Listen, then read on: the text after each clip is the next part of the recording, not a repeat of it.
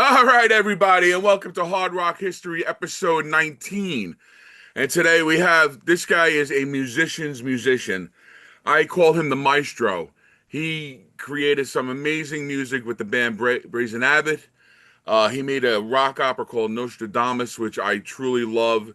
And he grabs the best of the best singers for his projects. He's doing a new one now called Draconia, a rock opera. And he's at work probably at this second, right, Nicolo? No, I actually finished work about an hour ago, but yeah, I'm working every day. So It's again, this is Nikolo Kotzev, Maestro. Please, thank you so much for joining us, my friend. Thank you. it's my pleasure. Thank you for asking me to join. So, It really is a dream because I'm friends with Joel Turner. I'm oh, truly wow, friends, cool. and I met him a long time ago, about 20 years ago, and he's the reason I know what Brazen Abbott's all about Wow. Well, there you because go. you used him as pretty much he became your guy.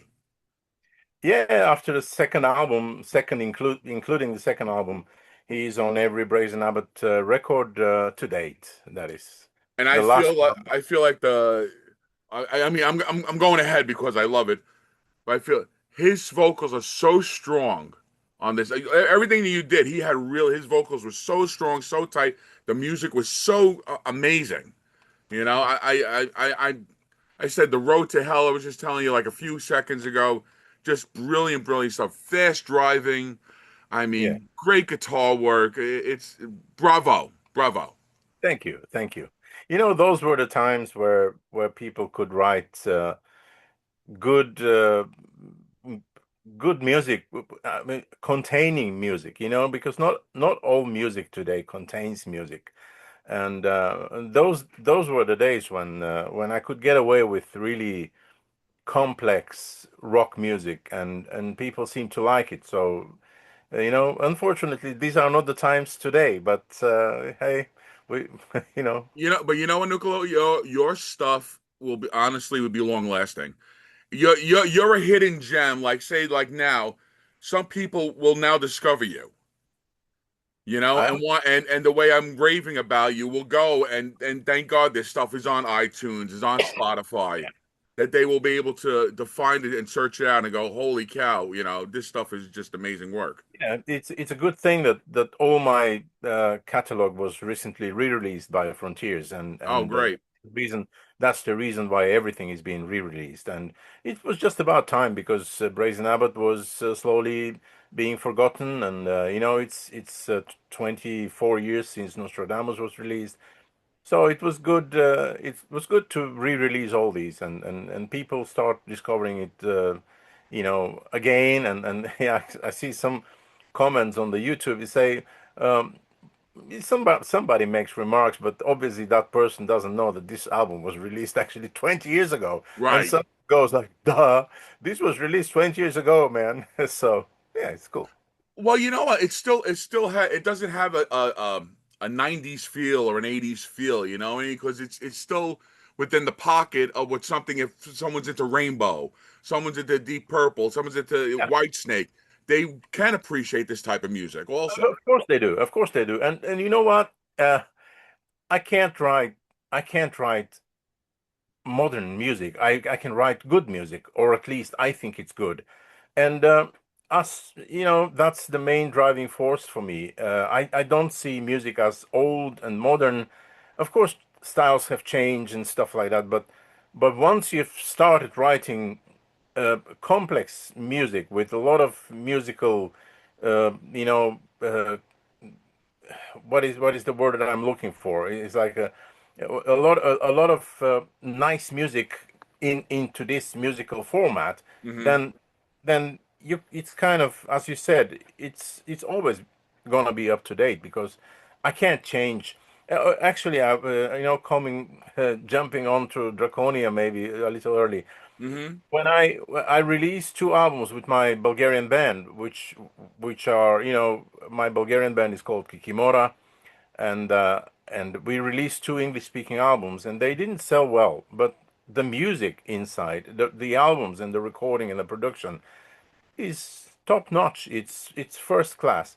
It didn't sell well, and then I realized that, oh my God, why am I trying to compete with like 3,000 bands that are doing metal music when I can't sell nothing? Yeah. And then I realized that the only way for me to kind of make any kind of difference with what I do is to pick up Draconia and finish it. So Well, let me that's the ask you, reason. when you're doing these projects, are you satisfying yourself, or are you looking to see that the audience will accept what you're doing? Like, do you feel it was a failure, or were you happy with the project No, itself both. when you did it? No. I never released a single note I wasn't happy with.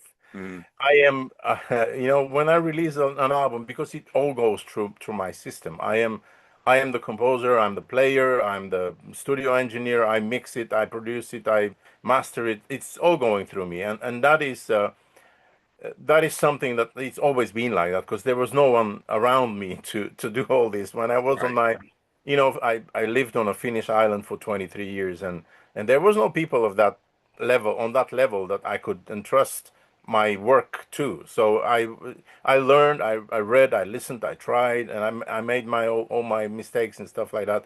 I learned by trial and error, and finally, when I was ready with a product, then I released it. But that made me better and better, and now things are very, very easy for me when it comes to like the work in the studio, sound engineer, mixing and stuff like that. I mean, of course, I'm learning new stuff all the time, but all this process goes very much more smooth today. right. And I am very happy with what I released, but I think the audience is changing. I mean, all this globalization and the information flow that's coming from everywhere and anywhere. Back in the time, we were striving to get a good audio quality and CD and good headphones and good monitors at home. Now everybody's listening on earbuds. So what's the point? And it's Yeah, empty MP3. So I can get the crappiest mic and nobody's gonna even notice. So true. Because everything's so compressed. of course, it's Yeah, just it makes no sense. And once you realize that what you're best at doesn't matter anymore, then you have to make decisions. And I in order to top what I did with these two albums with my Bulgarian band, which are actually very good. They're called Dirty Nails, the first one, and the second one is called For a Broken Dime, because that's what I make from these records. Then I said, well, if I'm going to work for nothing, then I better make some difference with a new piece of art, which is Draconia actually. And yeah. it's a different subject, so I'm just waiting for you to. Well, let me ask you this: were you a progeny in itself as a child, musically wise, or No, did someone in the family, bring you up? How did it start for you? no, I was never a prodigy. My family was professional musicians, my mother and father, and I have a brother who's called Antonio, which is Vivaldi, and I'm called Nicolo, which is the Paganini. So that's how our names were given, and but we were musical, and we had the musical talent. So I started playing the violin when I was 5, and now, like 60 years later, because I will turn 65 in 2 days only. So Happy birthday! thank you. So in 60 years, I have only been getting better and better. I don't play the violin very often, but all what I've learned through my musical journey is piling up. And once again, Draconia is a very nice platform where I could, Spread your apply wings that everything. way. Yeah, everything. I can apply everything that I have learned there. So. And did you go to school with it, or have a band as a teenager? Oh How yeah. did? I played in many, many bands, but I took private musical lessons in violin for what is it now? 9 years, and then I was 5 years in music school, and then I was into a music academy, and then I was into another music academy, and then I made a PhD in the Bulgarian National Conservatory, this music academy. Wow. And now I'm studying for to have a paper for orchestra conducting, because I have conducted many, many times, but I don't have a diploma for for orchestra conducting. So I realized that it's just about time that I get one, and I hope I will get one in the beginning of next year. Is that, do you go to school for that? What's the Oh yeah, the You requirement. know, orchestra conducting is a very, very difficult job. You have to know just about anything there is to know about music in order to stand in front of an orchestra, earn their respect first to Hmm. be, and then be able to control that entire process of playing symphonic music, know all the instruments, their ranges and stuff like that, and and be able to interpret somebody else's music to the best this orchestra can, or to the best of your own abilities, and Right. often it's not on the same level, but you got to do the best you can. So the orchestra conductor is a very rare beast, and uh, I I felt like I have to have a diploma in that before I retire, so to speak. Well, you've been doing it yourself though your whole entire career. You are Yeah. the mastermind behind everything you do as it is too. Yeah, it's true. It's true. But once again, I have to say that without the talent of the singers that have been singing on my albums, I would be nothing. Because the the genre I chose to work in as a musician has been a singing genre, and I'm not a good singer. I mean, I Mm. sing and I have working like a bar entertainer and whatnot. Everything and anything, and I have like 200 songs repertoire myself, but I don't sound good enough for being on a record because I Right. am bass and all that stuff. So it's a different subject, but. Once again, without the talent of these incredible singers that I've been working with, none of my music would have been would have sounded so good. So, And what got you from the violin to the guitar? well, I guess it was just fate.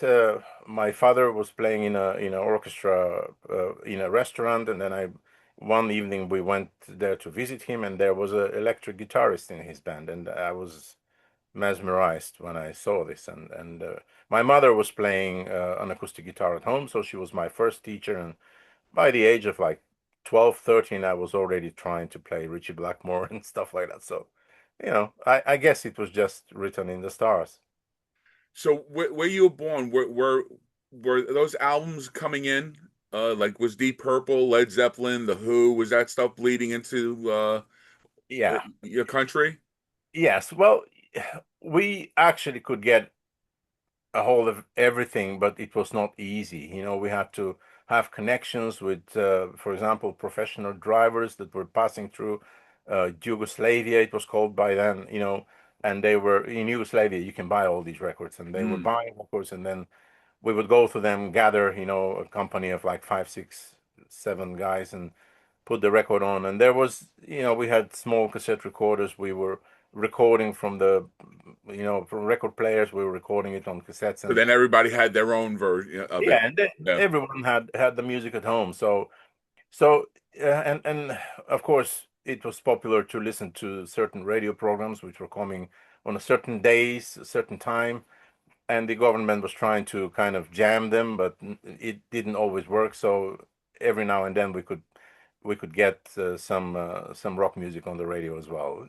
You know, I wouldn't say it was difficult. It was more like a romantic experience because getting music like that uh, made you feel good. It made you like, oh well, I have achieved something very special that not everyone around me has. Right. I could listen to this and that in that album. That made you feel special and drove you forward to kind of become who you are. And And it was was there any amazing. guitarists that you really enjoyed at that time too?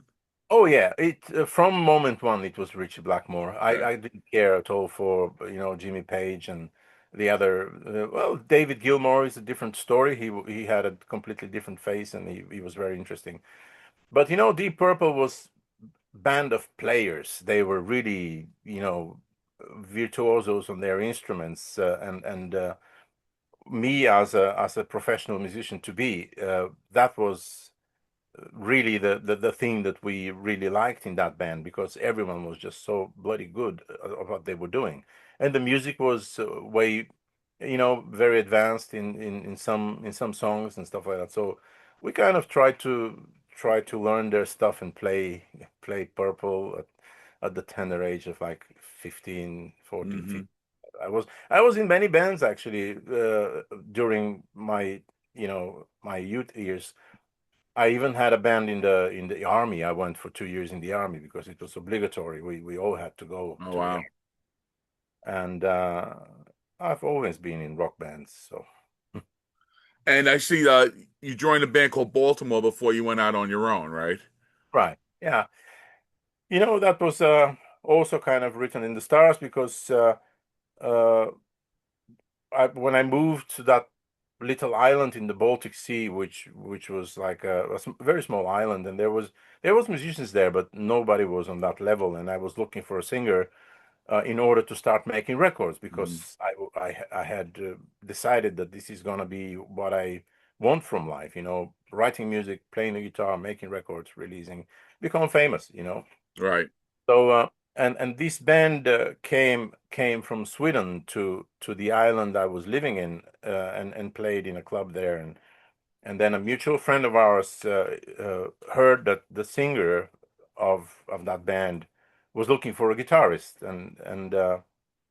and then he said, well, here is a good guitarist here that is looking for a singer. So how about you two meet? And then we met, and I already had a studio at that time, and Björn Lodin, who was the singer of Baltimore, he moved actually to the island from Stockholm, just so we could make records, and we did make two records. So right. that was my first contact with someone that was really, really good singer. He is still a very good singer, Björn. And it says creative differences. So did you want to go in a different direction with your music at the time? Well, usually when there is unsolvable problems, this is the moniker you choose, and there's no it was like what 30 years ago. Yeah, There's no point poking into this, but uh, that's what started the Brazen Abbot, and I had already learned to know some of the Swedish musicians. So the rhythm section of my like three or four of my Brazen Abbot albums were the Europe guys. right. So I took something from playing in Baltimore that was like uh, the friendships with some you know uh, important Swedish musicians, prominent Swedish musicians, and that started it all. And then the first big break was that I could get Glenn Hughes on the first Brazen Abbott record, which was How do you reach out to Glenn at that time? We're talking 90s. How do you able to get in touch with him, and actually how does he know who's this guy that I want to do uh, something with? it actually happened. It was very easy because uh, Ian Haugland, who was a drummer in Europe, he had just finished his tracks on my first record on Live and Learn, Yes. Brace Live and Learn, and then he was leaving, and he said, "You know what? I am just leaving for a tour with Glenn Hughes. Would you like me to play some of your demos to him?" Oh, And okay. I almost had a heart attack. And I That's said, "Do kismet I right like?" there. Yeah. Wow. What would I like? Well, there is a tape. So, and the guy that was managing Glenn Hughes called me after I would say like 10 days or 2 weeks, and he said, "Yeah, Glenn would love to do, but three songs because he has some contractual limitations from his Japanese, and everything was being released in Japan in those days. Europe was kind of And dry." and Glenn was getting hot now because I think From Here On just came out around that time. And Yeah, that was a well, phenomenal album. And like his stars started shooting up again too. He's clean and sober. yeah, Everything's and going really good that for that's him. what I would say. That when we met, he said, "I am sober now for the first time in my life," and this is what I remember. And he was absolutely amazing. I mean, in the studio, it was like having a session with God. He didn't speak much. He didn't take more than twice at the most. He had a very quiet assistant that came with him. Just it's probably like people do it like that. He needs an assistant who Yeah. knows where he's going and what he's going to see there and what not. But yeah, I mean, man, that was Glenn Hughes. I was a little boy when I was dreaming of the the music. I knew everything.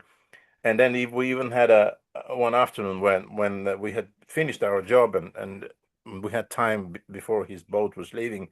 So I played the California Jam, and he commented, narrated the whole The California commentary. Wow, Jam wow. next to me from my sofa. I would never forget that in my life.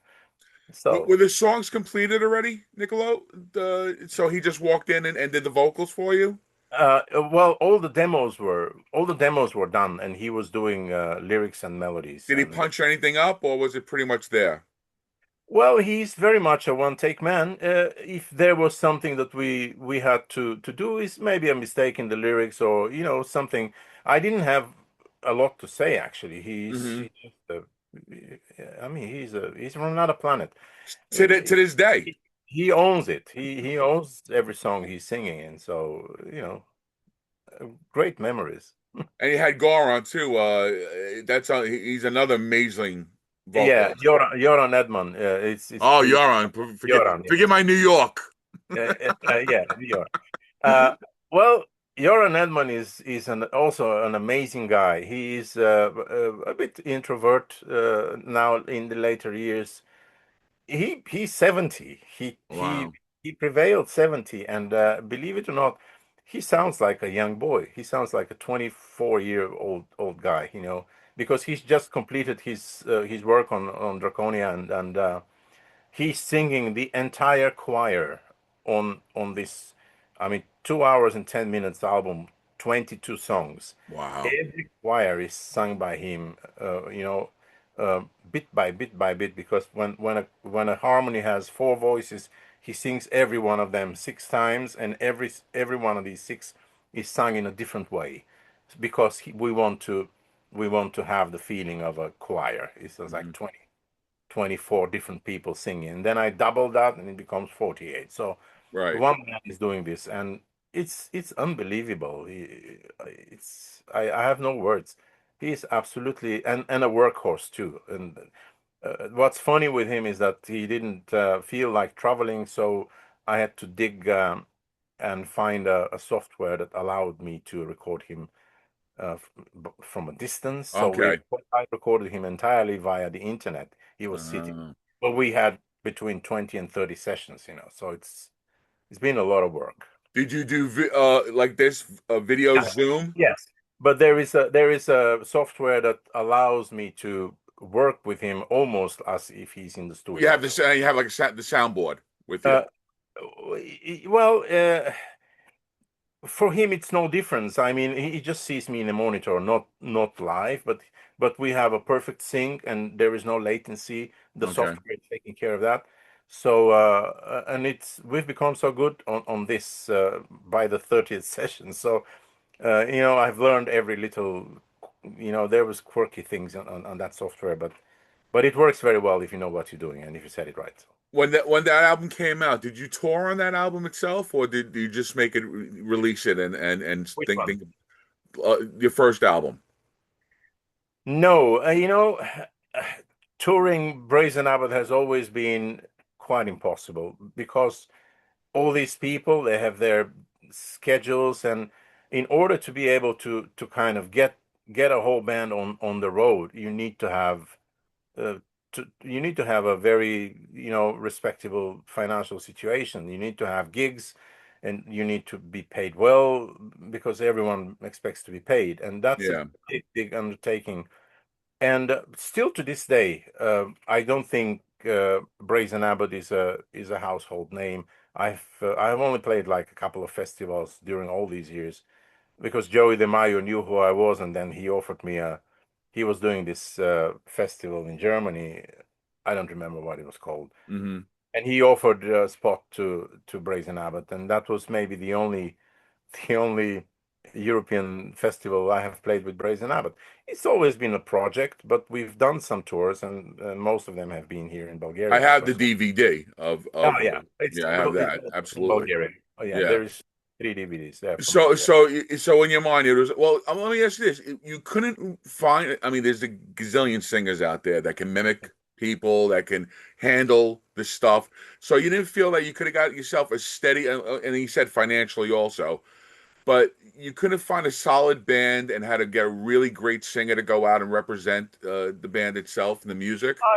I probably could have, but it would not only be the singer. I would need to find a band as well, Right, because these were the Europe guys, and they kind of reunited. Uh, uh, right. They're not leaving that gig. yeah, so they're not leaving the Europe gig, and of course I had to start everything from the beginning, but I didn't have people around me. I was just this crazy guy on this little Finnish island, and people were coming from all over the world, recording there, and honestly, I thought that writing and releasing was much more important than gigging.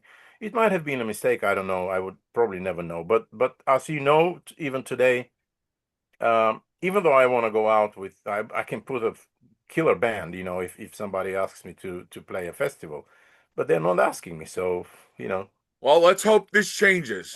yeah. I'm going to spread the word of you, Maestro. Believe me, if you're willing to go out there and play that guitar, I Thank will you. I will be your supporter. And believe me, I would love to see you live itself. Yeah. So now you move on. You just start writing music for the next album, which is Eye of the Storm. And like I said, my paisan Joe Linterna. How'd you get Joey on this album? Well, pretty much the same way. I think it was Joran Edmond who gave me the Joe's management's number, and I called, or maybe I sent a fax. Mark Wexler. He's I been know with that name. Yeah. he's been with Joe forever, and the same thing, and I sent the music and they liked it, and then I because I released records in Japan, and every record was backed up from an advance payment, and I pretty much knew what the advance is going to be for the next album, and that was good years because I could pay the singers, and I could pay the players. I never made any money on Brazen Abbott myself, and that's the truth. But the point there was that I had to prove that this is a world class, uh, happening. The Brazen Abbott was a world class name and a project that was much more important than me. Well, So believe me, a kid from Brooklyn, New York, got to know who Brazen Abbott is, and yeah, that's well, why. Yeah, yeah. So you listen. Your tentacles reached out to yeah, us, and I said the material on this is so strong. Eye of the Storm, Twist of Fate, The Road to Hell. I mean, really, really, you really brought it with this stuff. Did you have what was the attitude then of making it? Because it was really fast driving, great guitar work. Joey singing fantastic with this stuff. Same thing. Did Joey help you with the lyrics and stuff, or did you Oh compose yeah, he wrote everything? he wrote all the lyrics. Yes, Oh, fantastic he stuff. wrote them actually with a co-writer who was called Bob something. And then at one point I just told him, why do you need to share royalties with another writer? Maybe you can start just writing them yourself. And I remember that from one album forward, he just started writing himself, and he's very good. Joe is a fantastic talent, man. He's I he's one of the people that when you give something, or if you start doing something, everything you give him turns to gold, regardless of what it is. It's just that he has he's automatically is making the right choice, and it's all backed up by this sense of taste, which embodies the entire era of rock music from its beginning until today. So I've been so lucky to be able to perform with him, and I'm a part of his band now, so it's quite fun. We do some of the gigs with him, and I get to play these Rainbow Deep Purple songs. That's great. That's great stuff. Yeah, like he said to Blackman, he's like, "Listen, I'll get you. You hire me, I'll get you on the radio." That's was his attitude. I haven't heard that one, but I believe it. I Yeah, believe. yeah. That's how it was. So now, same thing. So now you move on to the next project, and this is and another Bad fantastic taste. album. Fantastic album. Uh, you know, I had so much music in my head, and it had to just come out. And I kept pumping them out until I was, dried out, and then but then came Nostradamus, and Nostradamus was different ball game. It was with an orchestra. It was a concept. Still, a leap into the void. Yeah, still a leap into the void in terms of how will audience accept something like that? 1 hour and 47 minutes of music. Uh, Was this a seed planted in you? What got you to start creating Nostradamus says? Because it's funny, at the same time, Judas Priest is it's making a not. It's Nostradamus not at the concept same. album. It's not at the same time. It was after me. Oh, was it? Maybe a year. Okay, Oh okay. yeah, definitely. And I was thinking like, what kind of a madman is going to release a rock opera called Nostradamus after this one? I mean, even if my Nostradamus was not that good, what kind of a mentality would kind of release another rock opera called with the same name? If it was Incredible. good, if mine was good, they should not try at all because it would never be able to reach that level. And if mine was bad, they wouldn't want to associate their ones with a bad name, a Right, bad. right, right. You simply don't do things like that. But I haven't even heard it, and it doesn't really matter. Well, they wanted to do a couple of one-offs, and it never happened. They picked maybe two or three plums out of the whole album, and they did that, and then that went to the wayside, and then it's not even brought up anymore. You Yeah, know, yeah. Well, they but learned yours, I mean, this this this they learned this their lesson. this is brilliant. Everybody, please, this is something you want to sit down, you want to have a glass of wine, you want to crank. This is beautiful. This is beautiful, Maestro. Beautiful, It's cool. Yeah, thank you. honestly.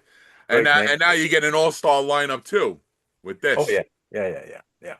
That's also a very strong side of it. But I have never settled for less than the bloody best, and it has been a trademark of mine. And also, I have a way of picking singers that seems to work. And it's the same with Draconia now. I mean, if you can hear the singers in Draconia, oh my God, it's another notch up. And Draconia is also quite very different from Nostradamus, actually. But I will wait for you until you want to Well, talk let me about. ask you too. What got you get Alana Miles and Sash Jordan, and now the introduction too? Is did Yorn come in now, Landy? Also, right? John Lande was in Nostradamus. Well, Yeah. I will say it quite fast. Then there was this Norwegian journalist that wanted me to listen to this Norwegian singer, and he sent me a pile of records, which was like 5 records. I think it was like Ark and whatever. So I put them on the shelf and never bothered. And then the first person I approached for the Inquisitor in Nostradamus was, if I'm not mistaken, was Bruce Dickinson. And Oh. we had agreed that he comes, and we had even set the date, and he was fine with the all the conditions and stuff like that. But then I got a call from the Iron Maiden's management, and he said, "Well, Bruce is having some obligations with Iron Maiden now," which was he was off Iron Maiden actually when I spoke to him for the first time, but then something had happened, and then he had to decline. And the next singer I approached was Tony Martin, and Tony Martin had also agreed, but something happened there, which was actually not his doing, but it kind of put a fly in the ointment in our relation, and then I just moved on, and I told Mhm. him this is not going to work. The next singer I approached was Ronnie James Dio, and I spent 6 hours with him on a boat between Stockholm and Helsinki, telling him all about Nostradamus, and that I offer him the Inquisitor's role and stuff like that. But what I got as an answer from him was, "It's like this is fantastic, but I have this project called Magica. I don't know how to pronounce." Magica, yeah. Magica, which is also a concept thing, and I don't want to confuse people. Magica is just about ready and to be released now. So unfortunately, I have to say no. And then I said, well, I'm out of options. So let's hear this guy, then Jon Lande. and the rest is history. I mean, and today I can't imagine anyone doing that role better than Oh, him. he's so amazing. He's so Amazing. amazing. So And amazing. then, Alana Miles, actually, we sat together down and I wrote Alana a mail, which we composed together with Jolene Turner in my kitchen. And because she was the best rock singer I knew of, Uh, and then I wrote her mail and she answered and she says, "Yeah, I will do it." So she came and did it. And then she recommended Sash Jordan, another Okay. Canadian singer, and she couldn't come over to the island because she had a small kid. And I went to her place in Canada, and her husband recorded her in their studio, and I came back and put it into the whole system. So this is how it went with Jorn and Alana. It's and Glenn Hughes I knew from before, so it was just to write him, and then he responded. I was lucky. I was lucky. It was those times that I was lucky to get that cast. What, like, let me say, were you sleeping one night and this thought comes to your head? Were you reading a book? What was the seed that created Nostradamus for you? Were you into Nostradamus as it was? Were you admirer of his? Well, when I was a kid, I was so impressed by people like Copernicus and Nostradamus and all these unexplained, the supernatural and all that stuff. And then I always kind of thought that this could be a nice subject for writing a rock opera.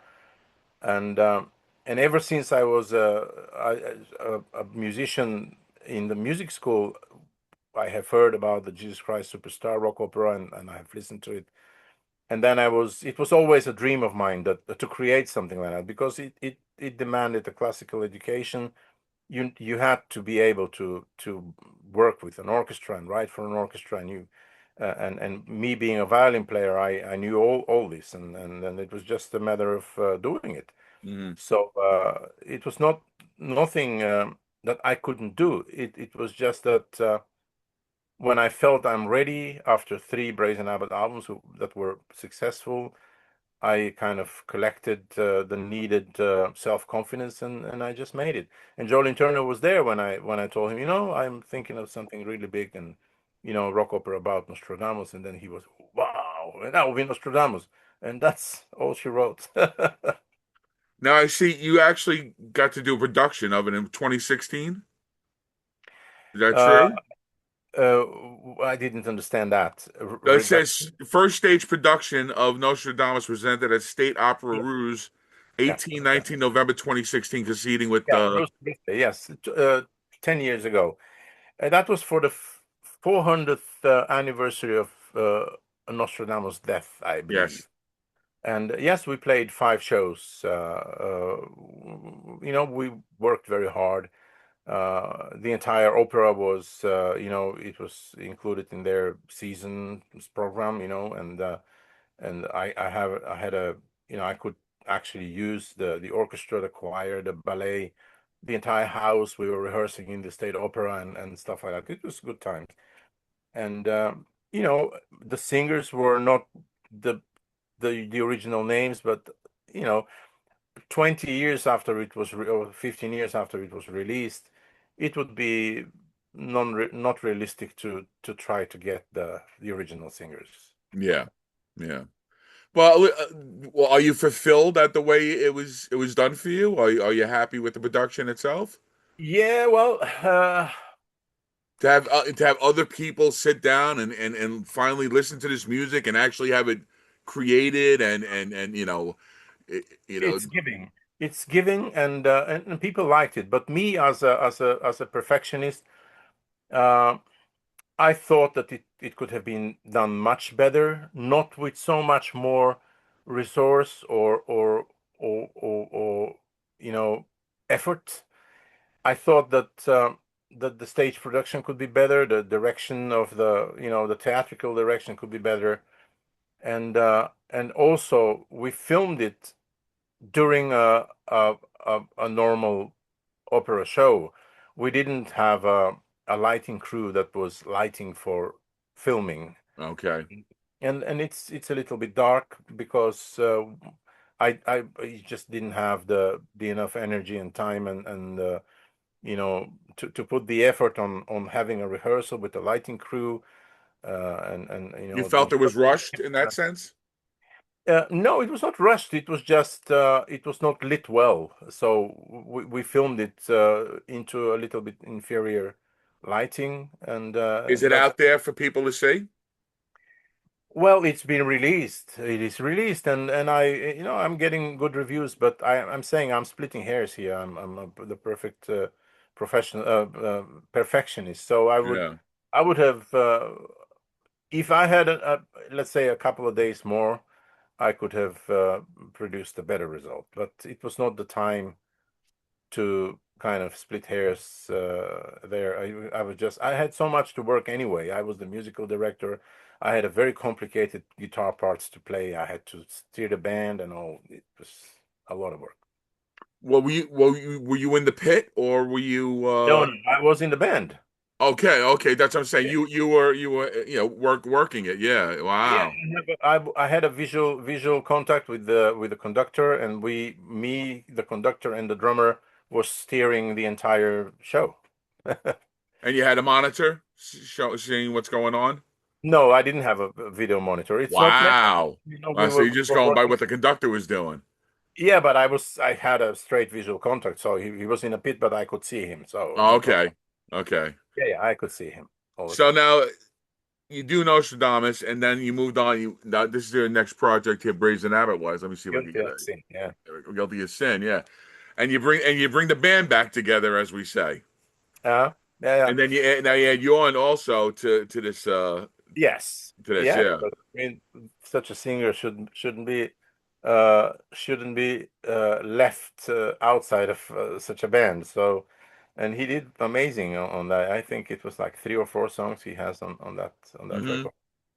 Amazing. It's all these albums have their special atmosphere in them, and I have memories connected to all these, and especially that one was a little bit sad album because I had broken up with a girl, and a couple of the songs are very, very sad and all. But Yes. such is life, and I managed to make art heartache into art. So. And then you did the live album, the Decade of Brazen Abbott. That's when you did those couple of shows, right? Yeah, that was it was actually uh not a it was more like a documentary of about Brazen Abbott, and we filmed a few shows, Hmm. or we did film actually maybe two of them, but the one that I really wanted to make a DVD of was actually all played in a pouring rain. So um, neither the visual is good, neither the audio is good. We played, we were very stressed. Guitars were failing. Hmm. Bass player got electrocuted on stage and Oh, stuff like that. So jeez. it did not fit for releasing. So I said I would just get some snippets from the shows and stuff like that and make it like a documentary of Yeah, yeah. 10 years since Brazen Out was founded. Now you go back into the studio, and I'm a huge fan of Tony Harnell, and I'm so Oh, happy uh, that he's on this oh, album. This album is, My Resurrection, phenomenal, phenomenal. yeah, it's a good album. It's a great album. You know, And same thing with Tony. How did Tony get on your radar? Did you know about? it's a funny thing, but Tony is a fantastic singer, and he did really, really well. I have a great respect for him. But he was not chosen for that album. Oh He was wow. he was put in the album by Frontiers, because Frontiers felt that they wanted to have another very big name, as if Jolene Turner was not enough. So. And I was not very happy about this because I had given Frontiers an orchestra on the whole album without receiving nothing back, and then they wanted to kind of come into my kitchen and command how I should choose my singers, and that put me in a very awkward situation with Erik Mortensen, who actually had written his songs when I called him and said, "Look, this is not going to work." the record company wants another singer, and I have to bring him in. So Mm, what I did was I gave him parts in two songs, and I wrote a special acoustic song for him, just so I paid him his full fee, of course, even though he did not do the full job because right. it was my fault. Uh, so that's how I went out of the situation. But since then, I had a there was a grudge hanging in the air because I don't like people putting their noses in my work, especially when they have not paid me for to create the master. They had a master licensing deal. They didn't have a buyout of the Mm, master. Didn't finance anything. My records are always ready when people choose to license them. And when you license records, you can't behave like that. You can't steer who is going to sing on something that is not even ready yet. right. And that happened also with Draconia, and we had even reached an agreement, and I had a contract in my hand which I returned, and Draconia was abandoned. Uh, it was all started. I had a deal for making Draconia with Frontiers, but I jumped off that deal because money was not paid, so I didn't have to return anything. I didn't sign simply, and I said, look, if you want to have a rock opera written by me, then you let me write it. And, you know, and that was it. So let's get to Draconia. So same thing. What was the drive to start this up? Yeah, well, I said a little bit about that. It when I realized that I'm working for nothing because I released like two English-speaking albums with my Bulgarian which are fantastic albums, great songs in them. You can find them on YouTube and all the Spotify because they are released internationally. So then I said, well, I make no money on what I do, and making an album takes me like 8 months to a year. So I said, well, the only way for me to make a difference from this situation that I am now is making and completing Draconia. I will still work for nothing, but the result is going to be something which is out of this world. Nobody has ever heard anything about that, and probably nobody will ever write anything about that. And I know what I'm saying because it's almost complete now. I Yeah. have I have everything in the pocket. It's just three of the singers have to be recording their vocal parts, and then I start getting all together. So then I didn't have the money, but then I said, well, and Draconia was abandoned back then in 2003, 4, when I realized that unless I get a bank loan or mortgage my house and stuff like that, I won't be able to make it. But when I saw where the record selling business was going at too, and then I said, well, that would be the dumbest thing I could do, mortgage my house for a loan for something that will be stolen on the 6th minute after it's released and put Right, out right. for free download. So I stopped it. I put it on ice, and now with different set of mind. And I said, I will. I'm making no money of what I'm doing, and but Draconia is something else. My name is gonna come out again. I will be again on the map of the world rock and roll, and I don't give a damn if it brings me any money. So the Well, let achievement. me ask you, Nicola. What? How are you maintaining then living? Do you do session work Oh or? no, I rent property.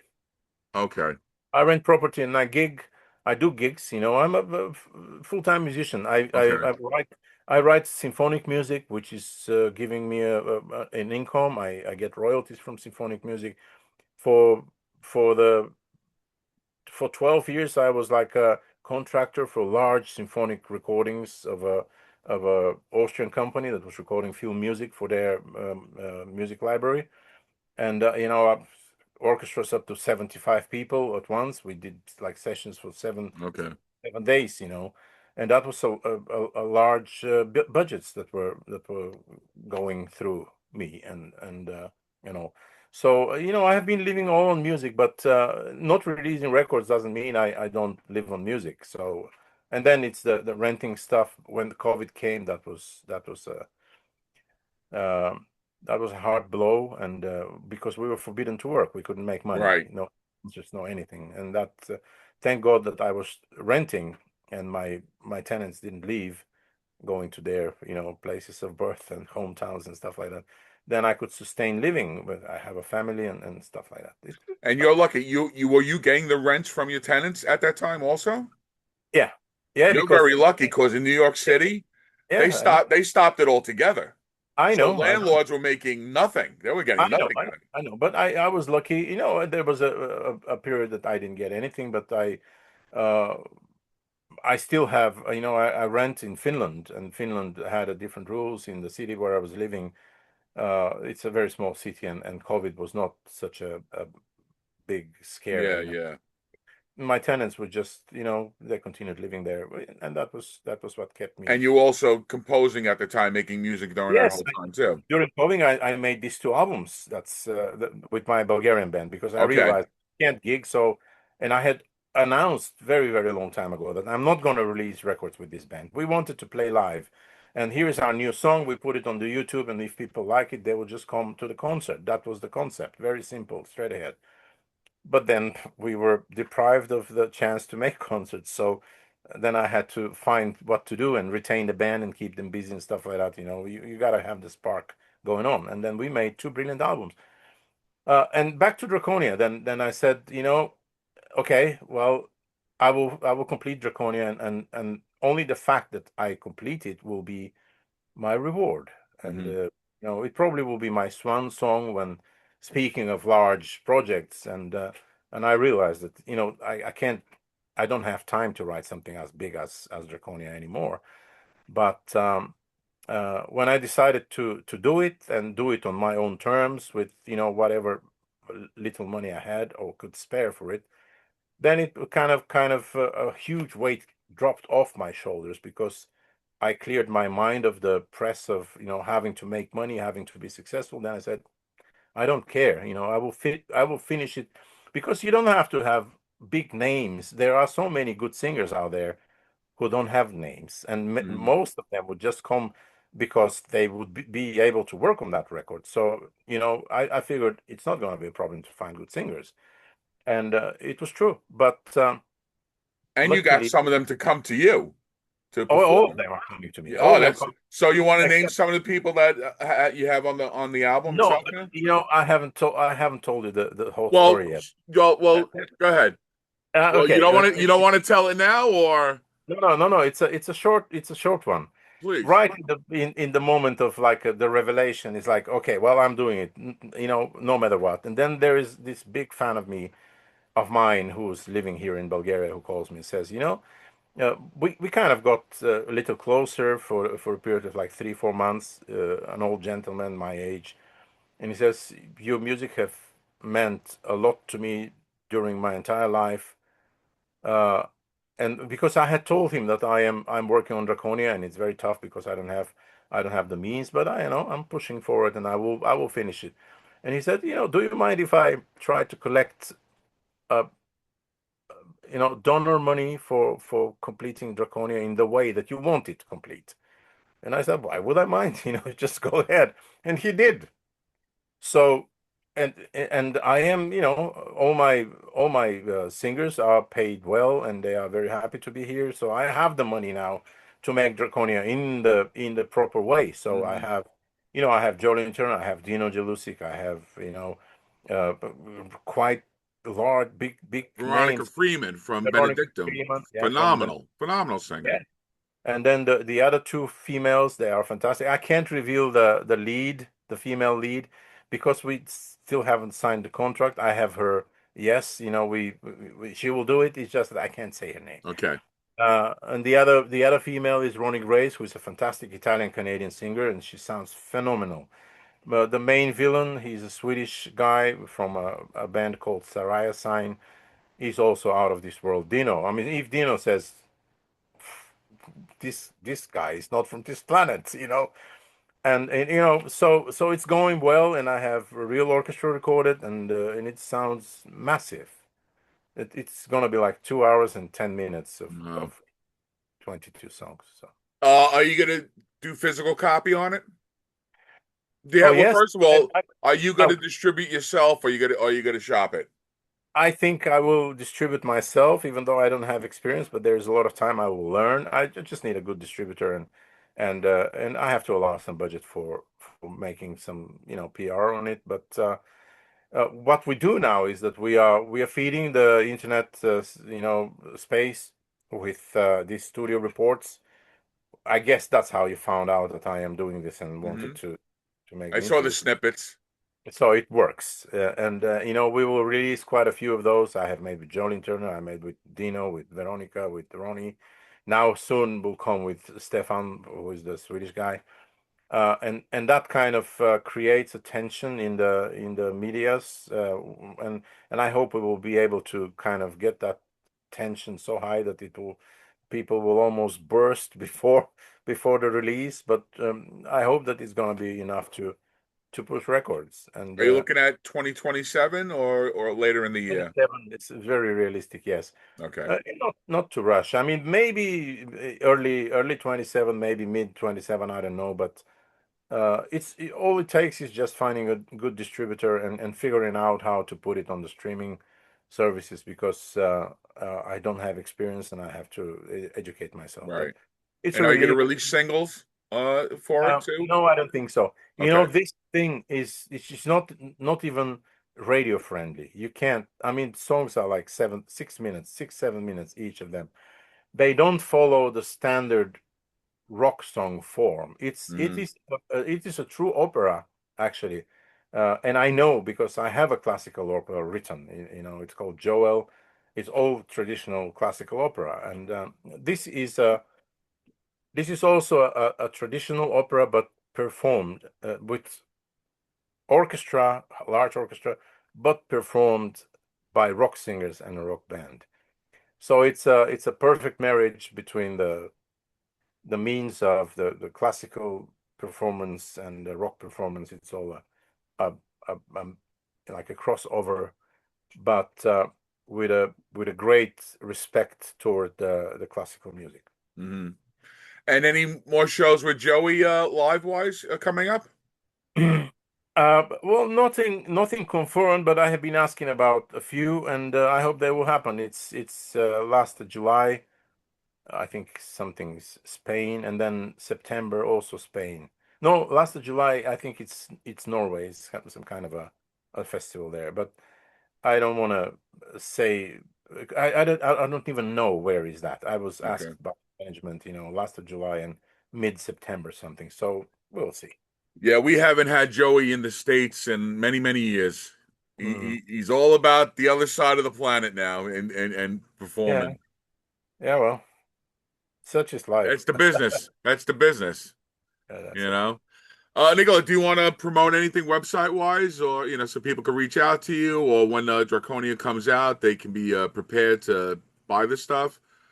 Well, uh, promoting it's just sending a link to people. I will probably set up a possibility for people to buy the Draconia at the Draconia website. There is one such it's on my posts on YouTube with the studio reports. It's draconia.nostramusic.com, and there people can read the synopsis, the story, and we are slowly but surely starting to put up the pictures of the all the singers and stuff like that. So I guess I will set up some kind of a simple web shop there so people can just click, or maybe a QR code or something like that so they can buy it. So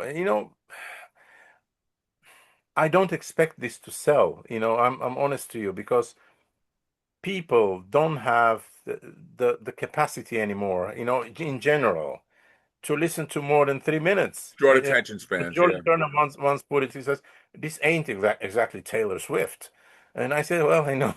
So, who's going to listen to a song like 6, 7 minutes, unless yeah, well, there you go. But there is a point in releasing it, but I don't know how many people. Liking it and buying it are different things. Normally people first check if they can hear it on Spotify or whatever, sometimes. and they pay 5 cents for listening to the whole album, not knowing that it's gonna cost a huge amount of money, and it took like 5 years of my Right. life. So, Well, uh, like Maestro, I say to you, for every one person that don't know you, hopefully with this, they will know you now. I hope so. Yeah, I truly And hope. honestly, like I said, I will push as far as I can for you. I appreciate everything you've done in the past. I am still, I'm 59 years old myself, sir. And since the 90s, I've been listening to you. So, and it's Oh, not wow. been like I listened to you 3 years from then. At least once, twice, 10 times a year, you're in my rotation. Oh, thank you. So Thank you. I mean, I honestly, I deeply appreciate what you do, and it's great, great music. It's great rockin' music.